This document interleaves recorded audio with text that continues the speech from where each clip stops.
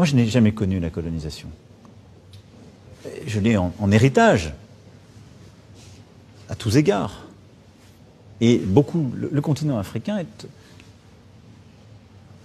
à plus de 65%, à moins de 25 ans. Donc, vraisemblablement, les 3/4 du continent africain n'ont jamais connu la colonisation non plus.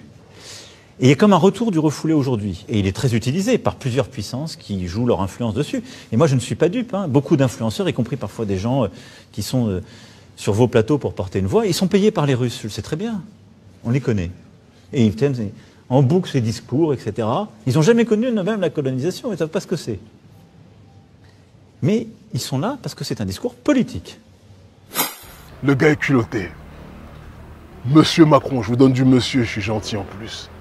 Auriez-vous osé tenir ce genre de propos vis-à-vis des descendants des victimes de la Shoah ou des descendants des victimes du génocide arménien? Je ne crois pas. Comme dirait le proverbe ivoirien, je connais bagage qui est lourd. Filles et fils de rescapés qui portaient leurs souvenirs, vous êtes là. Comme pour répondre à l'histoire, la regarder en face, s'en souvenir, la conjurer. L'émotion, l'honneur d'être parmi vous, témoin, passeur de mémoire, se mêle ce jour aux images d'horreur sur lesquelles le monde a ouvert les yeux il y a 75 ans, jour pour jour.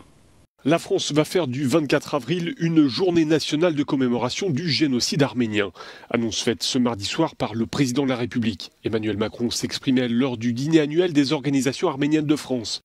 La France a dénoncé parmi les premiers la traque assassine du peuple arménien, a-t-il déclaré, et d'ajouter « La France sait regarder l'histoire en face ». Il n'y a qu'aux Africains que vous crachez votre mépris le plus décomplexé. Il n'y a qu'aux Africains que vous crachez votre racisme le plus dérégulé. La vérité pourtant est beaucoup plus complexe que ce que vous énoncez, puisque vous passez votre temps en priorité à honorer les mémoires des autres, mais il n'y a qu'à l'Afrique que vous demandez d'oublier.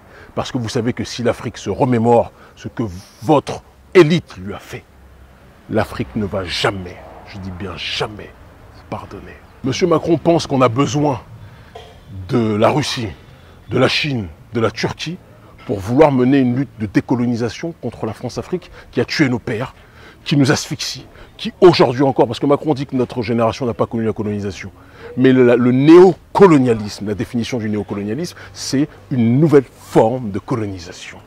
Le néocolonialisme, jusqu'à preuve du contraire, le franc CFA, nous le vivons, les bases militaires, nous les vivons, Bob Denard, mort en 1995, et donc notre génération, bon nombre d'entre nous l'avons connu, nous le connaissons, les coups d'État fomentés par l'oligarchie française via des mercenaires, nous le connaissons, Bolloré, Total, Elf, nous le subissons. Vos multinationales prédatrices qui pillent nos matières premières, nous les connaissons. Comment pouvez-vous oser dire que notre population ne connaît pas le colonialisme, alors que vous nous le faites subir chaque jour? Monsieur Macron, vous êtes le premier agent de la montée du sentiment anti-français en Afrique. Parce qu'à chaque fois que vous ouvrez votre bouche, vous me faites couvrir les yeux aux Africains qui se disent que si c'est ça la politique française en Afrique, ils n'en veulent pas. Vous aurez beau dire que nous sommes sponsorisés par tel. La vérité, c'est que nous menons un combat géopolitique. Et dans toute géopolitique, nous cherchons des alliances. Évidemment. Mais je vous le dis et je vous le répète avec la plus grande simplicité, monsieur Macron. Notre problème, ce ne sont pas les Français. Mais c'est votre politique prédatrice qui passe son temps à piller nos ressources. Cette période arrive à son terme. Notre génération n'acceptera plus les pillages, que vous ne le vouliez ou pas. Nous sommes en train de briser les chaînes. Ils finiront par comprendre.